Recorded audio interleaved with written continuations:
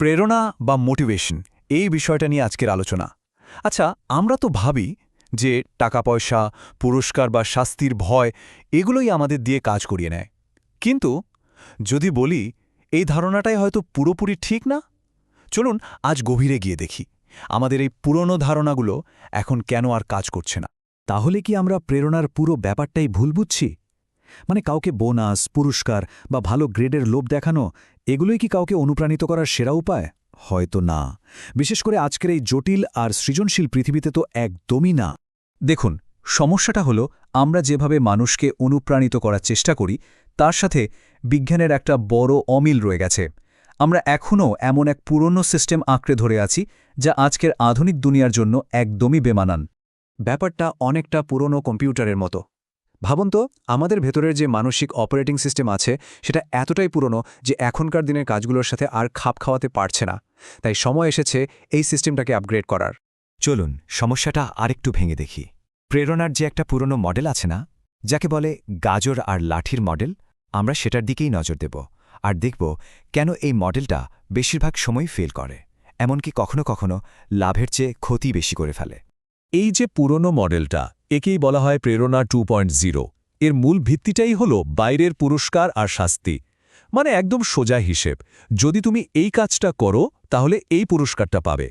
সত্যি বলতে এই সিস্টেমটা কিন্তু একসময় বেশ কাজের ছিল, বিশেষ করে কারখানার অ্যাসেম্বলি লাইনের মতো সাধারণ রুটিন কাজের জন্য, যেখানে নিয়ম মেনে একই কাজ বারবার করতে হতো। কিন্তু আজকের দিনের সৃজনশীল আর বুদ্ধিদীপ্ত কাজের ক্ষেত্রে এটা প্রায়ই উল্টো ফল দেয়। আর এখানেই আসল ব্যাপারটা। গবেষণা বলছে এই ধরনের বাইরের পুরস্কার অনেক সময় আমাদের সৃজনশীলতা কমিয়ে দেয়, চিন্তাভাবনাকে একটা ছোট্ট গণ্ডির মধ্যে আটকে ফেলে। এমনকি শুধু পুরস্কারের জন্য কাজ করতে গিয়ে মানুষ কখনো কখনো অনৈতিক পথও বেছে নেয়। তাহলে সমাধানটা কি? চলুন এবার পুরনো সিস্টেমকে বিদায় জানাই আর প্রেরণার একটা নতুন আপগ্রেডেড মডেল নিয়ে কথা বলি, যা আমাদের ভেতরের স্বভাবের সাথে অনেক বেশি মেলে এবং অনেক বেশি শক্তিশালী। পার্থক্যটা দেখুন, একেবারে পরিষ্কার। একদিকে প্রেরণা 2.0 চলছে বাইরের পুরস্কার বা শাস্তির জোরে, আর অন্যদিকে প্রেরণা 3.0 যেটা চলছে আমাদের ভেতরকার ইচ্ছা আর সন্তুষ্টির জোরে। এটা এমন একটা শক্তি যা ভেতর থেকে আসে। আর এই দুটো অপারেটিং সিস্টেমের কারণে আমাদের আচরণও দুই রকম হয়ে যায়। আসুন দেখি এই দুই ধরনের আচরণ ঠিক কী, আর এরা কিভাবে একে অপরের থেকে একদম আলাদাভাবে কাজ করে। পুরনো সিস্টেমটা তৈরি করে টাইপ এক্স আচরণ, যেটা টাকা, খ্যাতি বা স্ট্যাটাসের মতো বাইরের জিনিসের জন্য দৌড়ায়। আর নতুন সিস্টেমটা জাগিয়ে তোলে টাইপ আই আচরণ, যা আসে ভেতর থেকে, কোনো উদ্দেশ্য পূরণের আনন্দ বা নতুন কিছু শেখার চ্যালেঞ্জ থেকে। আর সত্যি বলতে, সেরা পারফরম্যান্স আর গভীর সন্তুষ্টির জন্য এই টাইপ আই আচরণই আমাদের আসল লক্ষ্য। আচ্ছা, এবার আমরা চলে এসেছি আলোচনার একেবারে কেন্দ্রে। আমরা এখন সেই 3টি মূল উপাদান নিয়ে কথা বলবো যা আমাদের ভেতরের এই টাইপ আই প্রেরণাকে শক্তি যোগায়। এই যে নতুন সিস্টেম প্রেরণা 3.0, এটা মূলত 3টে শক্তিশালী স্তম্ভের উপর দাঁড়িয়ে আছে: স্বায়ত্তশাসন, দক্ষতা এবং উদ্দেশ্য। চলুন একটা একটা করে এগুলোকে চেনা যাক।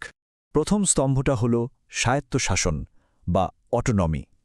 এটা আর কিছুই না, আমাদের নিজেদের সিদ্ধান্ত নিজে নেওয়ার আর নিজের জীবনটাকে নিজের মতো করে চালানোর একটা গভীর, সহজাত ইচ্ছা। মানে কি কাজ করা হবে, কখন করা হবে, কাদের সাথে করা হবে আর কিভাবে করা হবে, এই সব কিছুর ওপর নিজের একটা নিয়ন্ত্রণ থাকা।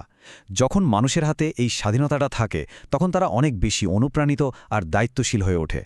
দ্বিতীয় স্তম্ভটি হল দক্ষতা বা মাস্টারি। এটা হলো এমন একটা ভেতরের তাগিদ যা আমাদের কোনো গুরুত্বপূর্ণ বিষয়ে ক্রমাগত আরও ভালো এবং আরও দক্ষ হয়ে উঠতে বলে।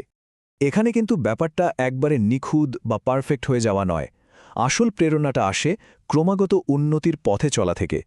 শেখার এই যে জার্নি, এটাই কিন্তু আসল আনন্দ আর সন্তুষ্টি নিয়ে আসে। এবং সবশেষে 3 নম্বর স্তম্ভটি হল উদ্দেশ্য বা পারপাস। এটা হলো এমন কোনো কিছুর জন্য কাজ করার ইচ্ছা যা আমাদের নিজেদের অস্তিত্বের চেয়েও অনেক বড় আর অর্থবহ। যখন কোনো কাজের সাথে একটা বড় উদ্দেশ্য জুড়ে যায় তখন সেটা স্বায়ত্তশাসন আর দক্ষতার প্রভাবকে বহুগুণ বাড়িয়ে দেয়। এই উদ্দেশ্যটাই আসলে বাকি দুটোকে একসাথে ধরে রাখে এবং আমাদের প্রেরণাকে একটা অন্য মাত্রায় নিয়ে যায়। তো এতক্ষণ তো আমরা থিওরি নিয়ে কথা বললাম। এবার আলোচনার শেষ ভাগে চলুন দেখি এই ধারণাগুলোকে বাস্তবে কিভাবে কাজে লাগানো যায়। কারণ এগুলো শুধু বইয়ের কথা নয়, এগুলোকে সত্যি সত্যি প্রয়োগ করা সম্ভব। কর্মক্ষেত্র, স্কুল বা আমাদের ব্যক্তিগত জীবনে প্রেরণার ডিজাইন নতুন করে করার জন্য কিছু নির্দিষ্ট টুল বা সরঞ্জাম আছে। এগুলো এই দারুণ ধারণাগুলোকে বাস্তবে রূপ দিতে সাহায্য করে। যেমন ধরুন, কর্মক্ষেত্রে সবার কতটা স্বাধীনতা আছে সেটা খতিয়ে দেখা যেতে পারে। দক্ষতা বাড়ানোর জন্য নতুন নতুন সুযোগ তৈরি করা যেতে পারে। আর দৈনন্দিন ছোট ছোট কাজগুলোকে প্রতিষ্ঠানের বড় লক্ষ্যের সাথে জুড়ে দেওয়ার জন্য নিয়মিত আলোচনা করা যেতে পারে। পুরো আলোচনার সারমর্ম করলে যা দাঁড়ায় তা হলো এটাই: মানুষ তার সেরাটা তখনই দেয় যখন কাজের ওপর তার নিজের নিয়ন্ত্রণ থাকে, সে অর্থপূর্ণ কোনো বিষয়ে দক্ষতা অর্জন করতে পারে এবং তার কাজটা একটা বড় উদ্দেশ্যের অংশ হয়। শেষ করার আগে একটা প্রশ্ন রইল ভাবার জন্য। আমাদের প্রতিদিনের যে কোনো একটা কাজে একটুখানি বেশি স্বাধীনতা, দক্ষতা বাড়ানোর সুযোগ বা একটা বড় উদ্দেশ্য যোগ করার জন্য কোনো একটা ছোট পরিবর্তন আনা যেতে পারে? উত্তরটা খুঁজে পেলেই হয়তো আমরা আমাদের প্রেরণার আসল চাবিকাঠিটা পেয়ে যাব।